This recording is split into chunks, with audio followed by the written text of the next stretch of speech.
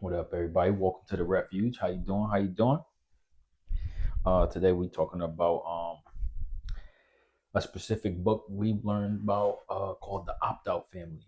I don't even know where you had learned about this book.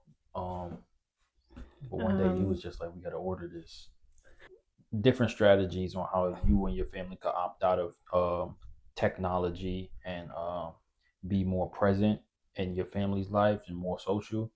And she highlights different strategies on how like big tech corporations are actively trying to get you and your kids addicted to their social platforms and stuff like that. And she talks a bit about how you could get easily addicted and how it could affect your kid's brain in the early stages of their development and stuff like that. Starting a new family. This is a great read. It's called The Opt Out Family by Aaron Lochner. Lochner. It's very interesting, and I think a lot of the times people are unaware of the dangers of having your family and your kids um, constantly addicted to social platforms and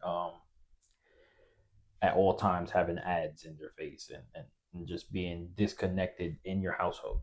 It's one thing to go out in the world and there's advertisement and there's internet everywhere you go, but you know in your household there should be this more deeper connection with you and all your family and your siblings.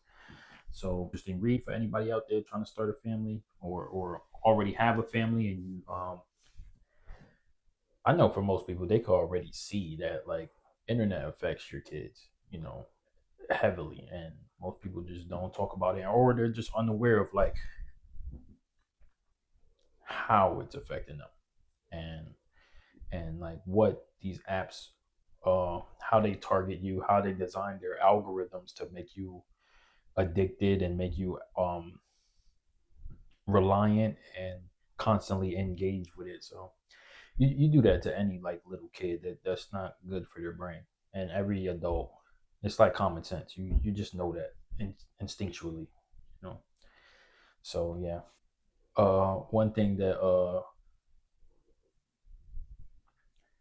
the book will help you to see is like how disconnected everybody is, and like as you read, you kind of start to see like how you would start to think about how you were brought up and how internet has already affected your life completely, and like um certain connections you could see socially. Most people nowadays is kind of like a little awkward, or they don't really know how to connect fully, especially with a stranger. So I think that's one of the biggest things shaping culture right now. So all this technology, it's become like the most important thing in our lives. Mhm. And not everybody's, of course, but like right now, if the grid shut down, everybody's gonna go straight into panic mode. If the internet shut off, everybody's people's gonna be out there dying, blowing up cars and stuff like that. Yeah, it's gonna get real dangerous real quick. And I don't know, it's kind of crazy. Well, girl, what do you think is a good age to start introducing the kids to technology? Like four. Four. Okay, four. Why four? I don't know. It's an even number. No, Well, it's like right there. I think toddler stage ends at 5, so it's right there at the end of toddlerhood. hmm, okay, right there at the end. Yeah, Hmm. I mean that's a good age. It's better than having like 3-year-old iPad kids. Those kids is sometimes it's sad when you go to a restaurant and you see.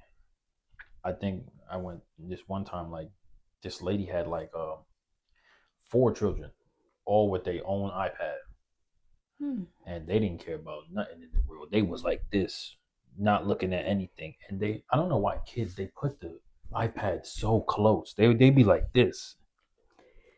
It's Yeah. like, yo, your So field of vision, you need to zoom out. Yeah, I see that a lot. Like even with toys that don't have screens, the ones that have like lights that light up, like they put their face to it. Like I don't know what that's about though. Yeah, I don't know, but a lot of times I've heard people say like it makes their kids more aggressive and angry and like irritable. They're And waiting for the reaction, yeah, the input to the output. yeah, that's like cooking their brain, you know. And I told my friend this, like, it's our responsibility to protect the kids from what they can't protect themselves from. So um, for a lot of parents out there, like, it might sound crazy, but like your kid is being hunted by these apps, like, by these big tech corporations and stuff like that, and they're basically like farming your kid's attention, and it's constant, and then that dopamine keep on kicking, like it's frying your kid, like literally. Like I kids should mean, be active, running around, playing. aside from being hunted, they control everything that your child sees. So, Hmm. if you want to take back that control, you have to take away what's controlling them. Exactly, and protect them So, from it. You know, um, yeah, there's a lot, and these are things that, like, as a parent, you learn over time what exactly you need to protect your child from. Not all the time do you know what the enemy is, and like if she didn't buy this book, because it was out of nowhere too. It was when Emrian was like around, I think he was like 6 months or something like that, around 7, 8 months. I And thought he was younger, but it doesn't matter. was it before he was born? I Well, don't yeah, know. the timing doesn't matter. All I know is that out of nowhere she bought this book, and she was reading it every night, and then she was like, "Here," and I was like, "Okay, all right." And yeah, after reading through it, um, like some of the Aaron Lochner, Mhm. some of her methods is quite light. What? Yeah, So she just talks about like forcing the kids out of their bubble that they're in. So she has them like do chores. She has them go outside, play in the natural world. She has them, I think one of the stories was asking like instead of like looking up what an animal or insect, whatever that this kid had found, like the pond or something, they asked the neighbors, the elderly neighbors, and like engaged in a conversation with that. So like it's building their confidence when they're talking to others instead of looking it up online. And there was another activity that she did where it's like you could resort to just or you can go to the library, like, yeah, you can go to the library, but you could just resort to just looking it up because that's the simplest thing to do. But she takes the very traditional method of um, basically building her kids' confidence in talking to strangers and using their own reasoning to figure it out instead of just giving them the answer. yeah, So, yeah, and that helps with but brain yeah. development and confidence and skill building Hmm. and everything that Yeah, technology doesn't instead of just getting input output reaction. yeah, exactly. And I think what's not talked about neither is that a lot of people nowadays, their whole identity is online. So when you say like they gain more confidence, it's more confidence to be out in the world, and go about things in a way that's like human. And Yeah, for people who's always on the internet and their like whole identity is on the internet, when you encounter them in person, they're like they're awkward. They're socially awkward. awkward, skittish. There was this example where I think we were at Culver's one day. This was a while back, but Yeah. there was these like tweens. They weren't young, but they're like tweens. And their mom was there, but instead of their mom like ordering the food for them, she had them order and then pay for themselves. And that kind of, I don't know, that stood out to me because most people just be like, "What does Johnny want? Okay, I'll have Johnny get this, and I'll pay for it. And I'll do this or I'll do that for him." Well, that doesn't do anything because he's just standing on the sidelines, probably on the iPad, Hmm. not learning anything. So I thought that was a good example whenever Hmm. I saw that. Yeah, that's a few awesome. months ago. And that's another thing. That's a good point you make because it's so cool when you do see people out in public who do. Hmm. Um, I mean, they were older, so like it made sense, but like yeah, just but an remember that example. time we was at Ford's garage and they had the two kids. No, they had three kids. It was like two girls, one boy. It was that family to Mm, our right. The first time we went, okay. they was just talking to each other, sitting properly, nice etiquette. Yeah. They wasn't jumping around Yeah. crazy. Yeah, it's Yeah. good when you see it. You know, it's awesome. It's also when they're not attached to like technology, they're not like antsy. Like you'll see a lot of kids like wandering off, running around in a restaurant because like they're antsy. They need something to do. And most parents just think that the best answer is to just distract them. So Hmm. iPads, technology, whatever it is, just distract them so they're quiet and they're sitting down Yeah, when they shouldn't. yeah, So yeah. it's That's a true. it's a night and day difference between technology driven kids and non technology driven kids. And like I guess the argument that I'll hear the most is like, well, your kid's going to be behind in technology whenever they do get introduced. But that's really not true. Like a 4 year old or 5 year old, they're not going to have trouble like catching up to technology or like learning about it. Like Yeah, they're still so young that their brains are sponges. Like it's not going yeah, to happen. and another thing too, those kids are going to be advanced in things that they were supposed to be Yeah, protected from. You know, they're going to yeah, be TikTok where they see 1,000 things per minute. You know what I'm saying? That's yeah, what they're going to be advanced in instead of like this is the whole reason why I picked up the dictionary.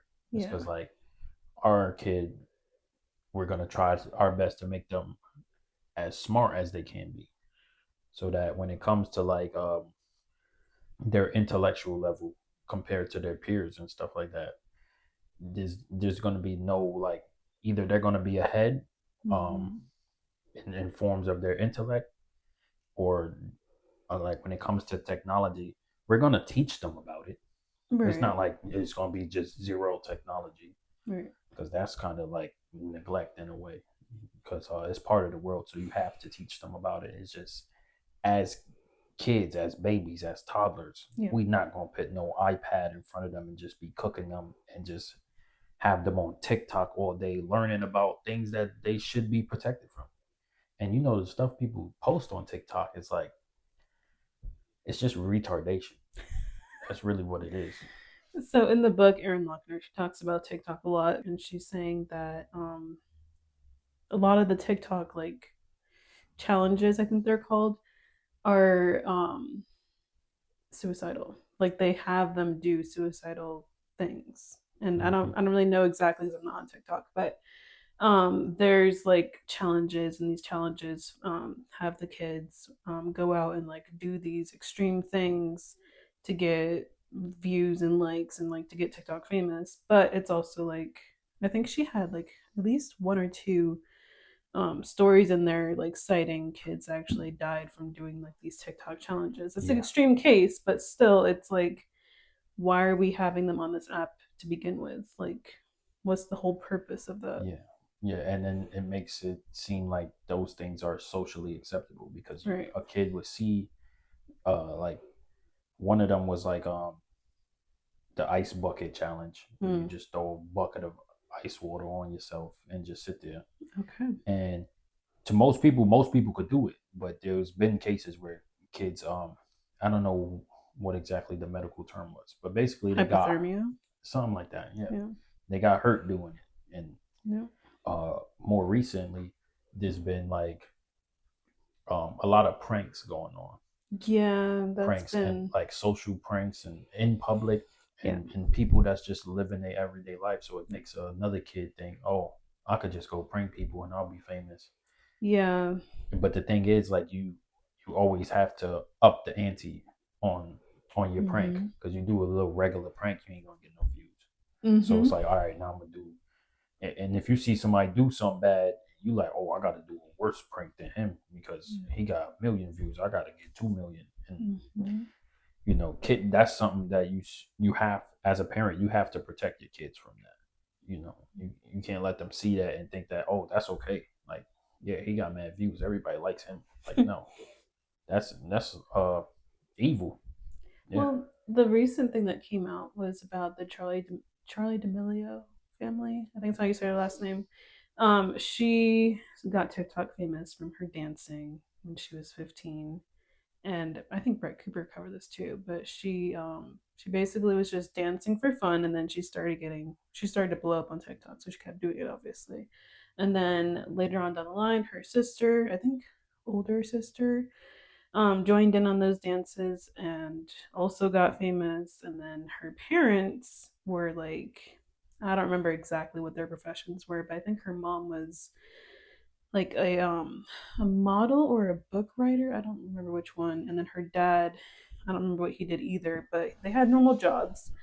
And then when Charlie started like to take off, they quit their jobs to like manage her, and their managing of her really wasn't managing. They were trying to like make her into something like next biggest influencer, I guess. So then they started this Hulu reality TV show about their family, and they got into that. And the whole like was for her parents to like get the money that Charlie's getting. So they forced her into like continue to make content so that they would get money. So I don't know. That was a crooked family. And I Yeah, think that's whenever Brett Cooper had said that Charlie cut off her family because she just didn't want to be a part of that manipulation anymore. But it was interesting to hear about. yeah, that's Yeah. evil. But some, it's like we said before, some people it's just not cut out to be parents or good parents, you know. Yeah, And that was a really interesting one. I don't think I would have expected that plot. yeah, yeah, But yeah, that's what happened. And I think it's still going on. Like she cut them off. And good, good, because that's oh, I can't even imagine how that feels, really, yeah, she was used and from like 15. I because don't know, she's probably like 20 something now. yeah, because you gotta imagine she's like, yeah, I'll help my family, but at Yeah. some point it's just like, no, Yeah. this is toxic. Yeah, she was making millions too. Yeah, So that name sounds familiar though. yeah, She was she's one of the early ones, one yeah, of the she was first one of ones the that was first like TikTok ones. famous. And then she started like showing up on ads of like Kate Spade and like all these other like Okay, brands. yeah, Yeah. I think I may know who you're talking about. Yeah. Yeah. She dances in everything that she does. That's what she's famous for. Hmm. Yeah. Yeah. Oh, that's another thing too. When these TikTok nowadays, it could really give you a false sense of like what's going on in the world, and it could really affect your kids' self esteem. To where it's like if one of these dance challenges comes out and you you guys all know, you guys see the kids out there doing like Mm-hmm. weird dances and stuff in front of a camera. Yes. Yes. But let's say your kid was to do that, um, they might get a video. They might post a video where they get like a couple likes, you Yeah. know, and they think, oh, I'm getting some traction. Then the Yep. next video gets nothing, and they're like, oh, Yep. like what's wrong with me? You know what I'm saying? Yeah. And then Yeah. that starts to happen where it's like, no, I need those likes. I need those likes. So, Yeah. It's just like every other social media where like the like count matters, the mm-hmm. comments matter, the popularity matters, basically. Yeah, yeah. So yeah, all of these things is like things you gotta be mindful of in this day and age when you got a family because you know none of that's all of it is dangerous and none of it uh is as like the internet is not as important as like your real life connection with your family, you know. So yeah, being aware of all of it, and that don't mean like micromanage. That means like make sure your kid learns and is aware of what social media is, um how to use it, what to avoid, what not to do, um and you know, before all of the social media stuff, just making sure your kid is confident in himself or in herself, you know, making sure their self esteem is good. So yeah. Another point, like to go back on what you had said in the very beginning, like what age do you think is appropriate to start introducing technology screens? In the book, I'm pretty sure she said not until her kids were 18. 18? Yeah. That's extreme. I would say that's a bit So extreme. what she would do is like she had put in there like basically she taught her kids how to like get back home. So like let's say that they're out in the neighborhood, they're playing around. And you know, like that saying where like you should be home by the time the streetlights come on. So she would use that. And then she said that like if they're like away at like karate or like some camp or something, they would have walkie talkies. And that's how they would communicate with their parents and the parents would communicate with them.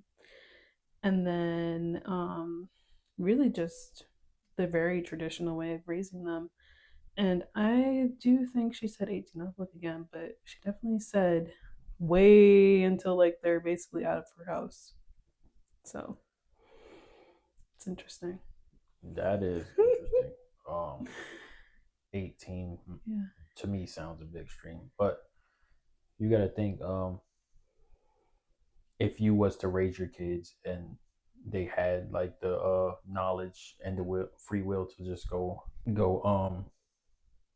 like use whatever social platform they want to and then they choose not to, that's the goal. You get what Yeah. I'm saying? Yeah. Not necessarily to just keep them from it until they're 18. Like, no, that's a bit Yeah. crazy. Well, I don't think she necessarily kept them from Yeah, it. I think Like in the she had said that one of them was learning how to play the piano and the iPad had like the yeah, lyrics or the I was whatever just that about to they say I need to think she was follow. using it So strategically. yeah, but it Yeah, only stays on that screen and the iPad stays plugged in so it's not movable. And it stays right there. So like she uses it selectively, I guess you could say cautiously, yeah. in like certain like scenarios. And I'm pretty sure they had laptops, but they just didn't have social media until they were 18. So Okay. interesting take. Everyone has their own take. My worry is when they get to like high school, you can't have them out there going with no phone or nothing like that, no social media. We got boys too, you know. She did it. Yeah, she did it.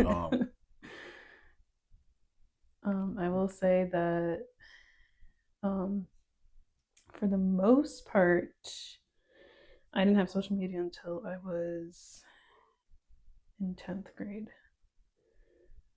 So Yeah, I was thinking around like ninth grade. I don't mind them having a phone through middle school. I don't want to be like that strict. Like you can have a phone, but I just would rather you not be on social media during that time I think till you get a little bit older.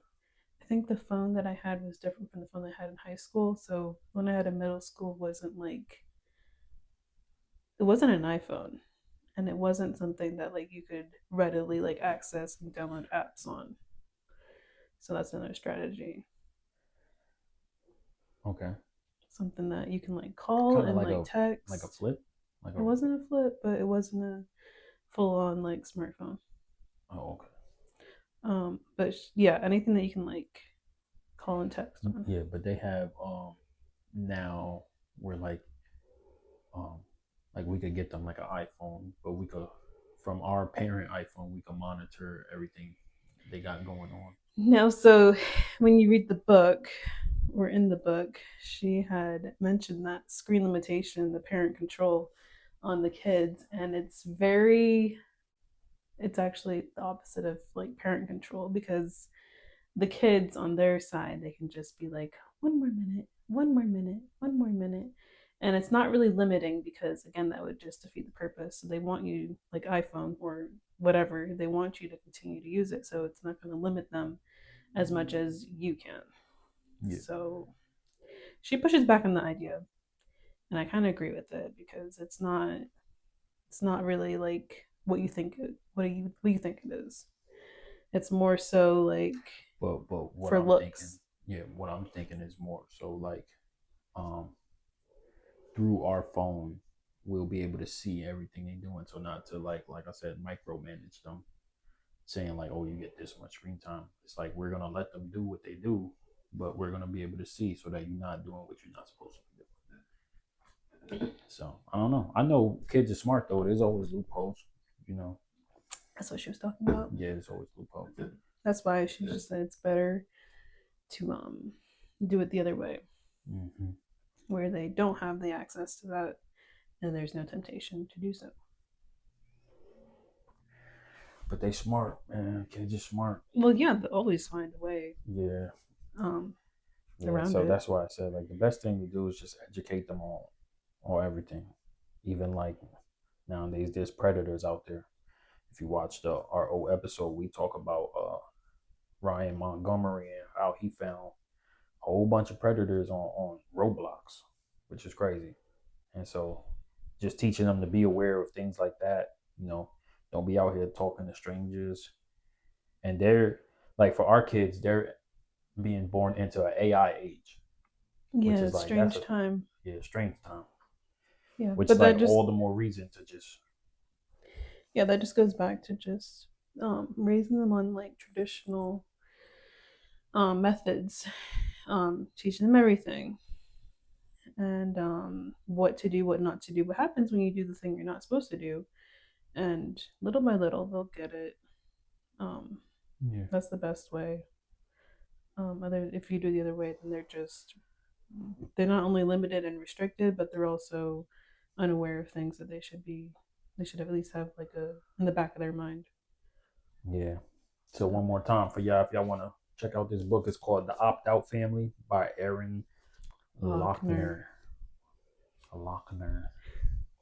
Well, I'm just trying to pronounce it right. Yeah. Yeah. Good read, you know. Um, and it's not like a tough read. Like I'm pretty sure right around like age, I would say like 7, 8, they should be able to read this Mm. themselves, so they could be even more aware of like what's going on, And Yeah, that's around the time I told you I want them to be learning about like coding and stuff like that, all the type of point of view of technology. the book is really in Erin's eyes. So everything is based off of like what she's seeing and how she's thinking about it and then she's writing about it. So it's really not that hard Yeah, to comprehend at all. yeah. What is that word?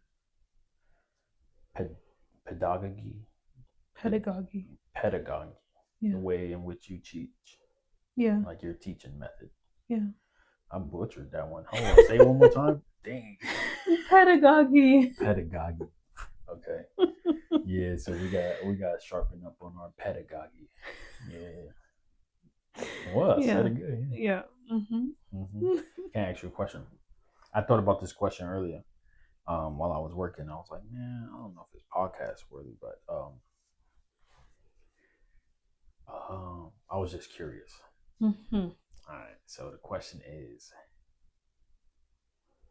knowing how your parents raised you, do you ever look back and understand why they did certain things or didn't allow you to do certain things Yeah, I now mean that you got it's a kid? even before that. Yeah, it's definitely like understandable. I just think that they took it to the extreme sometimes and were helicopter parents more than not. Um, but I think that just goes with like I don't know, just like it goes with like how they did raise us. Like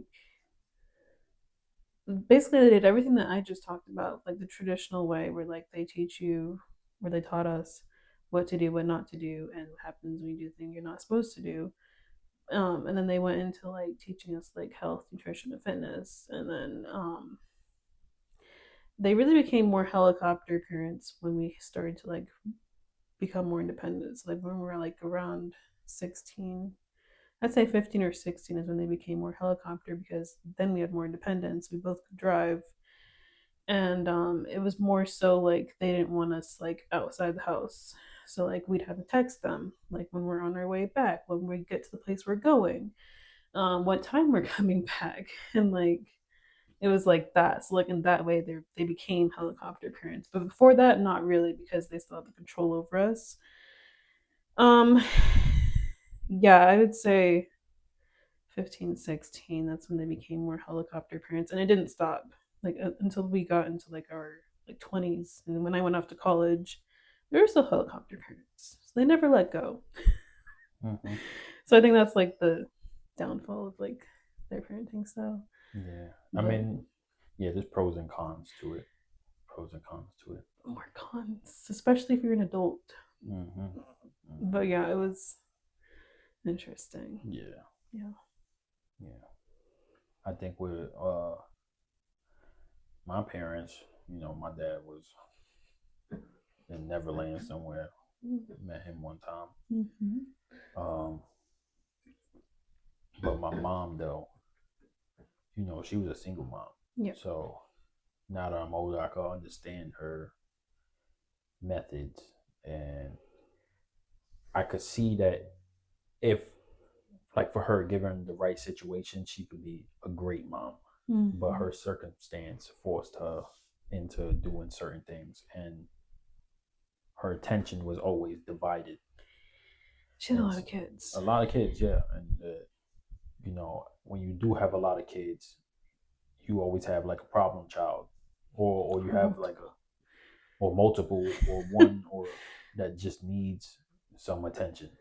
And when kids don't got the attention, they do things to make sure they get that attention. I was just gonna say, like, the problem child didn't just one day wake up and say, "Hey, I want attention."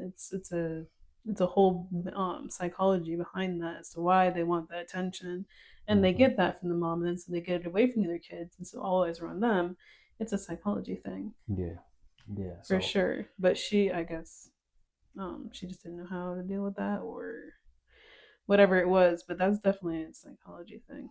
It's not yeah, even problem child. Like they made themselves into that. yeah, So yeah, yeah. When they're not getting that attention, they act out or act in a way that demands your attention, takes which takes your attention off all the other kids, and then they do the same thing, and it just keeps yeah, going. So I know, given the a better situation, she would perform better as a mother. But not to say she performed bad, because all her children were adults. Um, you know, she always kept like a roof over her head. There was times where things got bad, but like, uh, you know, she made it to where um, being there for each other, uh, sticking with each other, and she always tried to talk about God too, which was a big thing. And oh, that's another thing to bring up. You need to teach your kids about God before technology. There's no reason why they should be learning about technology before God. Sorry, I had to throw that in there. But yeah, my mom, my mom, yeah, some of her methods of raising us was questionable. But now that I'm older, I can understand.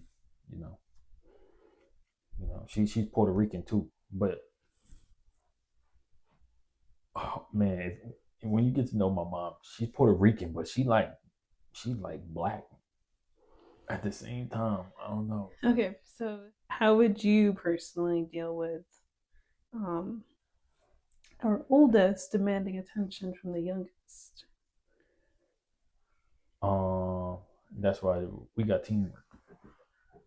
I just want to hear the strategy. We got teamwork. What do you mean? The oldest demanded the So, like attention that same of scenario the that you were young. talking about with the problem child, or like the one that wants the most attention, how would you personally deal with it? Oh no, you go one at a time. And let's say Emery needs the attention right now. Well, he's gonna get the attention he needs, but he's gonna get the same amount as our other two kids. It's not gonna be like, oh, all the attention just goes to Emery. It's like, Emery, what you need? Okay, boom, boom, boom. All right, you, what you need? Boom, boom, boom. Okay, you, what you need? Boom, boom, boom. And then a good strategy too is let's say you teaching Emery something, you giving him some attention. You bring the other two in. Okay. Like, hey, all three of you, listen up. I gotta teach him something. And while you teaching Emery, the other two is paying attention also. You making sure they paying attention. And then uh part of um having multiple children, you need to when they can and when they're ready for it, start giving them responsibility. So let's say we teaching Emery something. Hey, Emery, I taught you this. Now you know when you see your little brothers doing this, you need to teach them too. Don't let them do that. So you see Emrian playing with the stove. You know the stove is hot. Hey, Emrian, don't let them touch that stove. You see, kind of things like that. So when they ready for it, you start giving them little responsibilities too. Okay, so let's say that you have a scenario where um one of the three of them, I'm not gonna say which one, let's just say one of them when they're like all around like past two. One of them, I don't know, turns over this table and then one of them is underneath the table. What would you do in that situation? Which one gets the most attention first?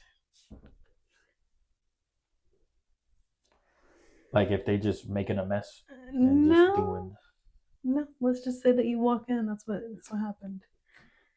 oh well, you know how I am with Emrian already. I like to wrestle. So if I bust in the room, hey, what you think you doing? And then they got everything flopped around. They all getting a beat down. Okay, but Yeah. you're missing the point. We're on the topic of um attention, Yeah. and so I was just asking, following that attention scheme, which kid would get the most attention first? Oh, this is when your attention comes into play too. You have to notice. Whenever you come in the room, both their attention or all three of their attention is going to be on you. Yeah. But let's say you guys are playing around, you need to be paying attention of where's their attention at. Because let's say when you in the room playing, somebody might be messing with these books. One of them gonna be trying to grab the computer. One of them might be in the closet playing with something he shouldn't be playing with. Right. So So so you which one just kind gets? of make sure he not playing with nothing. Hey, don't touch that computer.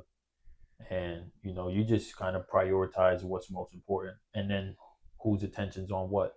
Whenever they want you, they're gonna come to you looking for the attention, and that's when you're gonna know. And whenever you Okay. need to address something, you address all of them, or you make sure I not never liked necessarily. that strategy. Hmm? I didn't like that strategy where like okay, it's one thing to like address all of them. The other thing is like back to that example that I just said, like let's say that one of them's in trouble, then all of them get in trouble. That's how I No, no, no. was See that's what I don't want to do. But the exactly. the the idea behind it is, let's say we're Emrian's in trouble, we're addressing him, but the other two need to pay attention too. It's not that they're in trouble. It's that you guys need to pay attention too. It's not just a lesson, because you don't Mm-hmm. want to just teach the lesson to one and then you're just gonna wait for the other one to fail too. And you Yeah, know, I mean, I see both sides. yeah. I mean, That's what I was told. what? So you used to get in trouble too for Pretty what Hannah much. did. Pretty much. It's the same thing. Oh, you need to learn the lesson that she just did, but I didn't do it. Same thing. Yeah, So I could see that, but that's why I said I see both sides because it's like there's the kid side and there's the parent side. this is where I'm. What I'm saying is they not in trouble, so we're But not do gonna. We're not. They might feel in trouble. If you feel in trouble, you feel in trouble. How what that got to do with me? I'm telling Emery what he did wrong. You two pay attention. mm, That's how it goes. I ain't say you was in trouble. You gonna just have to pay attention to what I'm telling him too, so that you know for when this situation comes up with you. eh, Yeah, that's how it goes. That's how you're supposed to teach them. Like I said, they not in trouble also. And but what you do when you do that also is, um whenever something pops up, you're also teaching them accountability. well, yeah. So when Emrian does something, not only is your other two brothers accountable too, because um let's say it's something like Emrian broke the TV downstairs while playing with his brothers. Well, you gonna get on Emrian, but hey, y'all was playing too. So first of all, Emrian's not taking the rap for this by himself because y'all was all playing. That's number one. Number two, it's like y'all his brothers. You know what I'm saying? So you need to hold him accountable. He needs to hold you accountable, and you need to hold him accountable, and or y'all each other hold each other accountable for your actions. You know what I'm saying? So it's not just necessarily that one situation. It's teaching them to hold each other accountable for their actions. So when you give a lesson to one, you make sure the other ones hear it too, so that when they're all operating in their own, uh, like when them three is alone, it's not with us. They can hold each other accountable. So it's teaching that almost like teamwork. You teaching them this like even though Emrian did it, Emrian's not by himself. You guys need to learn this too. Mm-hmm. Okay. Mm-hmm. So it's accountability. They brothers too, and so they need to learn it. So you know they're gonna break a few TVs in their life. They're boys. I never broke a TV. You know what? You broke TVs? Yes. No, so that's why you say that. Yeah. They're gonna break a few flat screens. It's gonna be alright. But you just gotta give out spankings that day, and that's it. So we should be spanking you in the past. No, no, I was Yeah. good. No. I was good. It was If you broke a few completely not my TVs. fault. I was justified. Yeah. Okay. And after that, I plead the fifth. I'm not saying nothing else about it. Right. Yeah. Okay. And I got whippings. My mom used to hit me with a broomstick. Mm. I'm telling you, raising three boys at the same time, they gonna be wild. But they gonna be brothers, so it's awesome. Yeah, I highly recommend that book, Opting Out, and you don't have to opt. You can opt out to your kind of like opt out level. It doesn't mean just completely shut out technology. It means limiting when and how much your kids get technology, because too early and you cooking them, you frying their brain, and you don't want to do it too late because 18 years old sounds too late. Yeah, I definitely think that she just laid out all the tools and everything that she did in the book, and then it's up to your discretion. And she just put what worked for her. And of course, every family is going to be different, but she just laid out the foundation and you take it from there. Yeah, yeah. You take it from there and just, I would say middle school for us probably be like a perfect age to like for them to get their like first phone. But before they even touch their first phone, they gonna know exactly what it is, why it is, how it is, and how to use it, and what be going on that phone. So yeah, give them the education, give them all the lessons first, and so that they're inclined and they know, and they can able to take responsibility for having that phone, and they could be responsible and make wise decisions. I will say that it would be a great thing to have them so like not out of touch, but like so disconnected from phones that they're in the library more than they're in their phone. Yeah, much better to see your kid reading rather Yeah, than on the phone. So for sure. yeah, but yeah, we've been the refuge, man. Thank you for tuning in. Peace. You These ready? chairs make you slow. I kind of like these chairs. They're good for my tushy. What up, y'all? What up? Welcome to the refuge. How you doing? What's up, Noella? How you doing? I don't like that. Oh, okay. Oh, we could probably make a blooper section in the end of the video. Take 5. Okay. I'm gonna walk out soon. All right. I'm just trying to get some energy in here. I'm tired, girl. I was just working my butt off. Where your shoes at? I'm over here smelling feet the whole video. This is crazy. Oh, we rolling? We back, baby. What up? Oh, sorry. No? Cut. Anyway.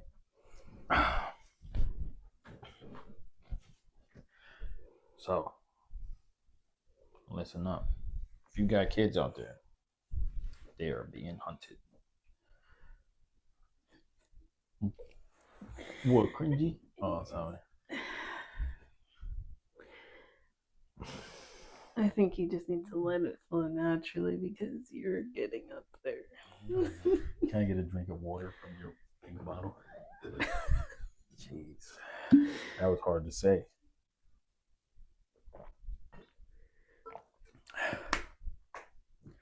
Whew. Okay, where you want to take it from here? Um, Anything else for this podcast? Because you went off into a tangent again. Oh yeah, a couple tangents. Yeah, it's all good. It's the refuge. You already know. You're unhinged. A little bit. Oh, I think that's what you love about